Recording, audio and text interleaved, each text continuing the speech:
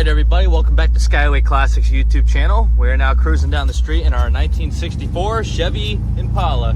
Yes, I know I just used a little reference from the song there, but you gotta. There's not too many 1964 Impalas around here especially. We're going to the one we have here featuring a beautiful red exterior, having torque thrust wheels on it, having the nice cool two double-sided antennas coming from the back. Of course, 64 presented itself in its own way, very unique. Moving on to the interior now, as you can see, we have the old school wheel. It is an automatic on the column. To keep it old school, they did add a Sun Pro tack. Keep it very nice. Of course, you usually see those in the 70s kind of cars like Oldsmobile or Cutlass. Other than that, you got your stock speedometer, stock lights, stock clock. Have a late model Chevy tune-up radio with cassette. Of course, if you look down there, we also have 3 aftermarket gauges running as they should. Also leading to the Chevrolet style AC system that they have added.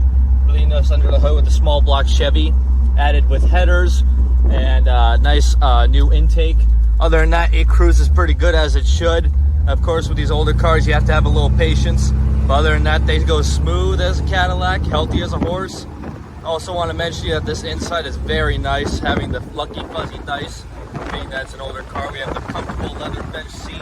Of course, with the back seat, you may notice that there is a speaker in the middle of the seat, which is a very cool thing that Chevy did. Of course, some of the other vehicles you would see that in is like a Buick Riviera, some of the really older ones. But yeah, she is definitely nice, including the brakes. Those power brakes definitely give it a lot of help.